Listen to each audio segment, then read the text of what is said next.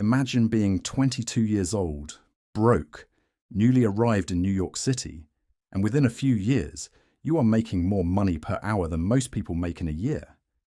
You have a mansion in Long Island, a yacht the size of a small hotel, a helicopter you absolutely should not be flying, and a lifestyle so excessive it would make a rock star blush. Now imagine that none of it was real, that every dollar was stolen, that hundreds of ordinary people lost their life savings funding your party, and that somehow, you still ended up writing a best-selling memoir and having Leonardo DiCaprio play you in a movie. This is the story of Jordan Belfort, the Wolf of Wall Street, the beginning. A kid from the Bronx, Jordan Belfort was born in 1962 in Queens, New York, to a middle-class family. He was not born rich. He was not born connected. He was born with two things that would define his entire life: an almost supernatural ability to sell and an appetite for excess that had absolutely no off switch. His first business venture was selling Italian ices on the beach as a teenager. He and a partner made around $20,000 in a single summer. That early taste of easy money did something to Belfort's brain that it never quite recovered from. He decided he wanted more, always more. The question was never whether he wanted money. It was how fast he could get it and how little he cared about the method. He briefly enrolled in dental school, dropped out after a single day, when the dean told him dentistry was not the path to great wealth, and ended up on Wall Street. In 1987, at the age of 24, he landed a job as a stockbroker trainee at L.F. Rothschild. He was learning the ropes of legitimate finance when the stock market crashed in October 1987, Black Monday, and he was laid off almost immediately. So much for legitimate finance. The Boiler Room is born after a brief and deeply unglamorous stint selling meat and seafood door to door, a period he describes as teaching him everything about cold call sales. Belfort stumbled into a small brokerage firm on Long Island that sold penny stocks. Penny stocks are shares in tiny, often worthless companies that trade for cents rather than dollars. The margins were enormous, the regulations were minimal, and the selling tactics were, to put it charitably, aggressive. Belfort was immediately in his element. He could sell. He could inspire. He could get on the phone and make a stranger feel like they were being let in on the greatest opportunity of their life. He was hired, he thrived, and within a short time, he took over. In 1989, he co-founded his own firm, Stratton Oakmont, named to sound like a centuries-old British banking institution. It was in reality a converted garage on Long Island, filled with young, aggressive, largely unqualified salespeople who were about to get very, very rich at other people's expense. The model was simple and thoroughly illegal. It was called a pump and dump scheme. Here is how it worked. Stratton Oakmont would quietly accumulate large quantities of shares in a tiny, obscure company, shares worth almost nothing. Then the brokers would cold call investors across the country, using high-pressure sales tactics to convince them that this company was about to explode. The stock was a rocket ship. This was the opportunity of a lifetime. Get in now before it was too late. People bought. The price of the stock rose. And at precisely the right moment, when the price had been pumped up as high as it could go, Belfort and his associates would dump all their shares, cashing out at enormous profit. The stock price would immediately collapse. The investors who had been convinced to buy were left holding worthless shares. Their money was gone. Stratton Oakmont's money was very much not gone. At its peak, Stratton Oakmont employed over 1,000 brokers and had manipulated hundreds of millions of dollars worth of stocks. Belfort personally was earning approximately $49 million a year. He was in his early 30s. He once famously complained that $49 million was not enough. That he had been working toward a 50 million and falling short by $1 million was genuinely upsetting to him. Let that sit for a moment. This is the part of the story that the movie made look glamorous, and that is, in retrospect, completely insane. Belfort spent money with a creativity and velocity that bordered on performance art. He had a mansion in the Hamptons. He had a yacht named with considerable self-awareness the Naomi after his second wife, that was 167 feet long and came equipped with a helicopter and a submarine.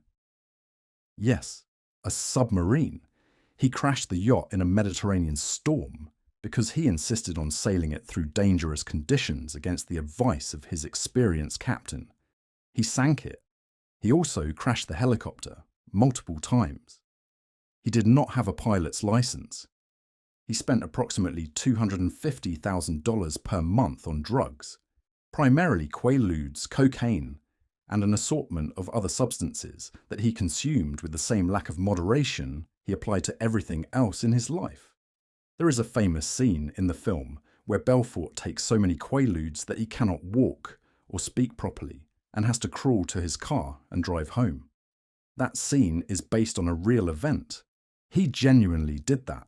In real life, he also crashed the car. The office culture at Stratton Oakmont was, by any reasonable standard, completely feral.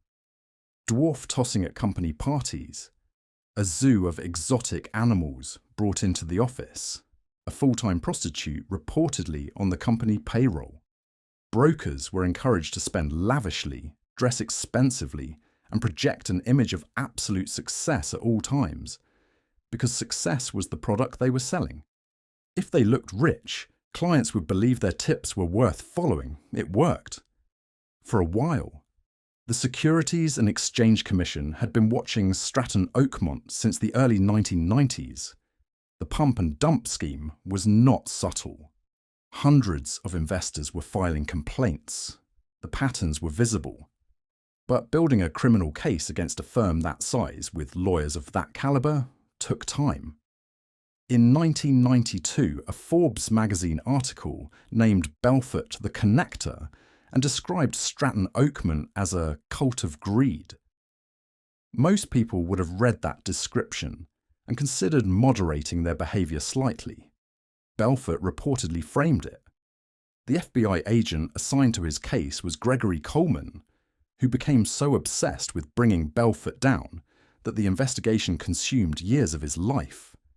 As agents built their case, Belfort's world was simultaneously collapsing from within. His drug use was escalating. His marriage was disintegrating. His co-conspirators were growing nervous. The critical break came when Belfort attempted to launder money through Switzerland, funneling illegal profits into secret accounts at a Swiss bank through a network of fake companies and a relative who agreed to open accounts in her name. Swiss banking secrecy, once impenetrable, had begun to crack under international pressure. The money trail, carefully constructed to be invisible, started to become visible. In 1996, Stratton Oakmont was shut down by regulators. Belfort was not yet arrested, but the machine that had been printing money for almost a decade had been switched off. His personal finances, fueled entirely by the scheme, began collapsing almost immediately. In 1999, Jordan Belfort was indicted on charges of securities fraud and money laundering. The charges carried the potential for decades in prison. Belfort, faced with that prospect, made a decision that was entirely consistent with his character. He cooperated fully with the FBI, named names, wore a wire, and testified against his former colleagues and friends. He pleaded guilty to fraud and related crimes involving securities manipulation, money laundering, and stock market fraud. The estimated losses to investors were placed at over $200 million. Real people, real savings, real retirements. Gone. In 2003, Belfort was sentenced to 4 years in prison. He served 22 months. For $200 million in fraud, he served 22 months. He was also ordered to pay back $110 million to his victims. To date, according to multiple reports, a significant portion of that restitution remains unpaid. While Belfort has earned millions from his memoir, speaking engagements, and the success of the film adaptation, that particular irony is not lost on anyone who lost money to him. In 2007, Belfort published his memoir, The Wolf of Wall Street. It was a bestseller. In 2013, Martin Scorsese turned it into a film starring Leonardo DiCaprio, with Jonah Hill, Margot Robbie, and Matthew McConaughey. The film received 5 Academy Award nominations. It is a genuinely brilliant piece of cinema. It is also, critics noted, a 3-hour film that makes fraud look extraordinarily fun, which raised uncomfortable questions about what story it was actually telling. Belfort himself received a payment for the rights to his story. He went on to build a lucrative career as a motivational speaker, teaching people about sales and success. The fact that his expertise in those areas was built on systematically defrauding hundreds of investors was pointed out frequently. He maintained that he had changed. His victims maintained that he still owed them money. The Wolf of Wall Street became a cultural phenomenon. The name, the story, the mythology of excess.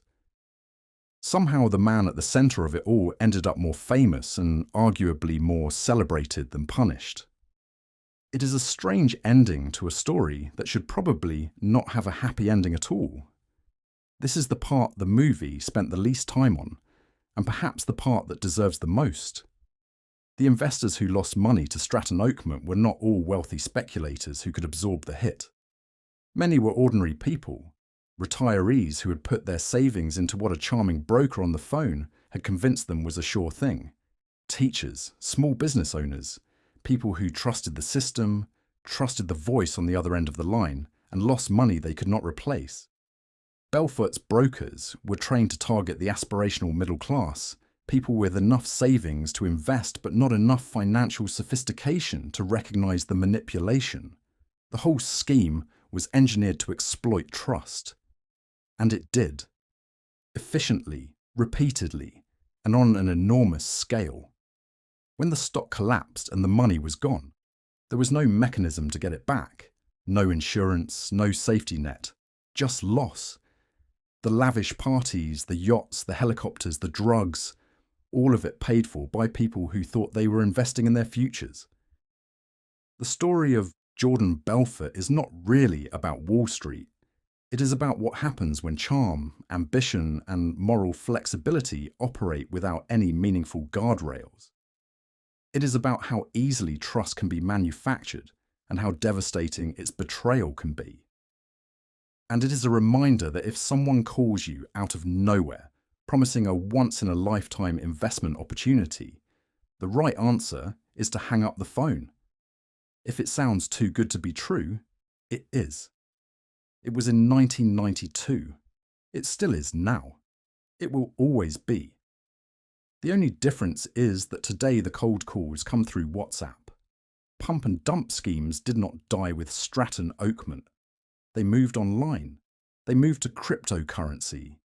They moved to social media, where a single post from a celebrity or influencer can pump a worthless asset to extraordinary heights before the insiders cash out and ordinary investors absorb the loss. The technology changed. The fraud did not. Jordan Belfort himself has warned about these modern schemes in interviews. The wolf, apparently, knows exactly how the wolves operate. Thanks so much for watching. If this made you check your investment portfolio nervously, you are welcome. Hit the like button, subscribe to Capsule, and we will see you in the next one.